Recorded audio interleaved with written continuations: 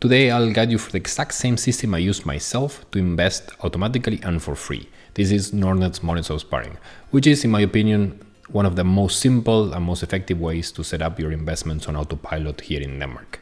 So what I'll do is that I'll guide you how you make this setup yourself from the beginning till the end, all guiding you through that. And after that, go through the pros and cons of this setup and what are the alternatives.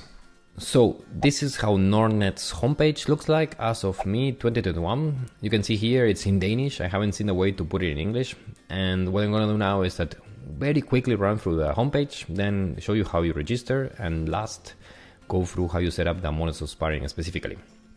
So in the homepage, not that there is a lot that you want to focus on, but you have some information on their index funds, how you set up the Månedsopsparing, the FAQs.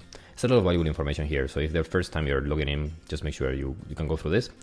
The Google Translate in the moment, you can basically understand what everything was in here. Articles on the different stocks, ETFs, guides on investing, a lot of valuable information, which hopefully you get the same value from my YouTube channel, but otherwise it's good to have it in one place. Then they have this calculator, which should be motivating for a lot of new people that get into investing. Then if you want to register, it's completely free. There's no catch, and I'm not affiliated with them in any way, by the way. So you go here and it says Blip Kunde. I need to put what is your CPR number, what is your first name, what is your last name, and then you continue the process. You may need to put your phone number, certain information. You need to sign some declarations that you're not a US citizen, that you're about taxes. It's just something you need to be careful, right? But it's normally something you can complete within 5 minutes. And as I said, it's free, so there's no catch on this. And basically, once you register into Nordnet, you are like registering a bank account. And the fact that you have this bank account means that, in critical for us, when we go to the Månedsopsparing, which you will find here, so you go to your side, and then you go here where it says Månedsopsparing. And this is how you then register Månedsopsparing. You will receive an account name in the same way that if you have an account in Nordea or in Danske Bank, you have like a rec number and then an account number. You have the same in Nordnet, and you just need to, as a starting point, set an automatic transfer from your bank to this Nordnet account to send the amount of money you plan to invest, let's say 10,000 or say 5,000 or even 2,000, to send it automatically each month at the end of the month, for example. That's what I do myself. Once you do that, then you set up this Månedsopsparing to make the money go investing automatically. But then how you set up the Månedsopsparing? Let's get specific here. When you go to this page, you just need to go here where it says ETFs and investment foreign, and there are different options, right? But this one is one I use, simpler and quick and dirty solution. Then here you need to set up which of your Nordnet accounts you will set up the Månedsopsparing for. For example, I just have one account, so this is what I put. But it could be that you have multiple accounts within Nordnet, one for yourself, one for your family, one as a pension. So you can set up multiple Månedsopsparing for that, but let's keep it simple. Most 90% of people will just have one account. And then you need to put how much is the investment you want to be doing as a Månedsopsparing. In my case, I'll say, okay, for this month, I want to put 10,000. I have been investing sometimes more than 10,000, some 20,000, some months I have not been investing anything. Ideally, you set it once and forget it, but it also can depend on your finances, right? So in my case, I have been traveling quite a lot in the last 2 months. So I say, okay, I need to bank up a little bit more cash and not invest as much. So that's why I put 10,000 here. Just something to note as well is that the maximum you can put is 50,000. And it's not that a lot of us have 50,000 to spare in a moment, but if you, for example, want to start investing and start from scratch and have a decent capital or a consistent amount of money you want to put in from the get-go, yes, you can put more than 50,000 to start. 2 things more to note on this, and they're all written down here. The first one is that you can own, even though you put 10,000, for example, here, the actual amount that will be taken from your Nordnet account to buy investments will be 10% more or 10% less than 10,000 potentially. That's the range you're talking about. So it could be like 9,000, it could be 11,000. And the reason for this is that the price of the stocks or the ETFs or the bonds that you're going to be looking in will be changing, and instead of giving you something ultra precise, they give themselves a little bit of wiggle room. But by and large, you'll always get, on average, the investment that you put. And the last point as well is that the money gets taken the 8th of the month. So that's when you actually execute the transaction and get those investments.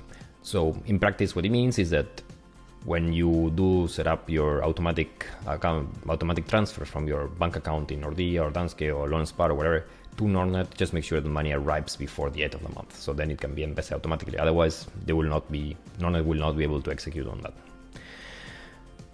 a lot of Q&A here. Let's not get into that. Then basically like how you then execute on this is that what it says here, choose your investing funds or ETFs for the Månedsopsparing. So here you put the specific funds you want to buy. So in my case, for example, the one I have been using up to now is that I have using this SPAR index, and it's not that it's great or anything, but it's just easy if you live in Denmark. So I have this one, it's US growth. I have this one that is a Danish funds. I have the emerging markets, which I also see over there. And I have the global actier minimum risk. Okay. So these ones are the ones I have. And I'll move myself to the corner over here. What you'll see here is that you can put how much of your 10,000 you want to invest in any of these funds. So for example, if I have these 4, and that's the maximum you can put, you basically can put up to 4 funds in a Månedsopsparing. You can change them from month to month if you want, if that's your thing, but otherwise that's basically what you can put. The maximum thing you can put is 4. And for example, I would say what I aim to, for example, in this case would be, and again, it's not that you need to follow this approach, but it is what I have been putting, for example, for this past few months, is like 45% on US growth. I put 35% in this global actier. I put 15 in the emerging markets, and that leaves 5 for the Danish market. Yep. So these are the options I have put, for example, for myself. I have, as I said, like changed this sometimes from month to month. For example, now I want to expose myself a little bit more to US growth, so that's why I increase the percentage of this. But it could be that, for example, in a few months I have too much of this and I want to have a bit more of this. I just change the numbers. I just put 10 here and 40 there, and just make those changes. But all things that you can do. And once you have this in place, you basically click here where it says Start Månedsopsparing, and once you click that, you need to sign with your name ID. Basically like a few formalities, few clicks, and it will be set up so the next 8th of the month this gets executed as your buys. So what are the pros and cons of this setup? So the biggest pro, in my opinion, by far, is that it just simplifies your life. It just removes friction. If you don't have the time, or you don't want to invest, or like invest your time into investing, if you want to just set it and forget it and know, okay, this is a good plan for my growing my money and putting my savings to work and so on, this is something you can do with this without having to be an expert in finance or anything like that. You basically set it and forget it and you're good to go. You know that your money will be taken from your account, you will be invested automatically, you don't need to pay a fee on those investments, the taxes will be taken care of. It's just simple. And this is basically what I recommend to 80 to 90% of the people that will be watching this video. Basically, like if you want your investments to grow automatically without you having to be active on it or anything like that, and you have a 5-10 year outlook on your investments at least, this is the way to go. Basically, like, yes, you could do other things for sure. I mean, we're going to talk about the alternatives, right? But in the meantime, this is a easy setup that will just work. And then when it comes to con, there are 2 that I want to highlight. The first one is that when you do this Månedsopsparing, you might not be timing the market. And when you don't time the market, you might just lose a really good buying opportunity, or you might just be buying at the top of the market or a really bad time. And this happens. I mean, if you have the 9th of the month, which is the day after Nordnet buys the stuff, there's a huge crash, or you're reaching the peak the exact same day that you buy, you will not be doing a good deal for that specific month, right? But the fact that you distribute this over the whole year and you do this for the long term, you basically smooth that out. Yes, you will have some good months, you will have some bad months, but overall you should be further ahead. It's not that all the crashes just happen on the 9th. It would be really unlikely, but no, you never know.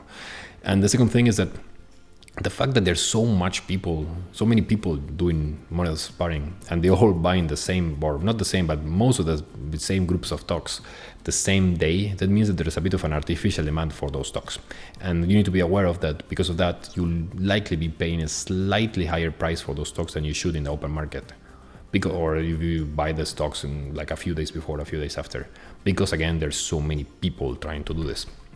So this is not something you should be especially stressed about, but something you should be aware of. It's not that Månedsopsparing is this, paragon of everything is working perfectly. No, there's some catches, and this is one of them. But what are the alternatives? And my take here is that we don't really have too many. So in Denmark, there are 2 big investment platforms. One is Saxo and one is Nordnet. So Nordnet has this Månedsopsparing setup, which is what I like myself because I like this hassle-free setup. But then you have Saxo. Saxo has lower fees than Nordnet. So if you want to have more of a manual take on this, so you don't want to do the setting the same things over and over and so on, and you want to check yourself how you invest your money each month, it might be a better option. I find the interface quite nasty. I don't like the interface in Saxo. and you can do this automatic stuff. But if you want to be a bit more of an active investor, if you're like, as I said, like this 10% and 15% group that want to be more active, Saxo might be a better option. And then beyond these two, there's some like new kids in the block. As I said, like there's Revolut for stocks that has low fees or no fees in some cases, depending on the membership that you have. And that's good. But again, you can't set the investments to be done automatically. You don't have connection with SCAT. So you basically need to do the taxes yourself. And that's a bit of a hassle. So just to consider, that's why I believe at the moment for most people, Månedsopsparing is a good setup. So Månedsopsparing is just one of the pillars for investing for myself. I spend most of my capital on this, but then there are two other things I do. And I work on stocks, on individual stocks, in some cases, and also on cryptocurrency.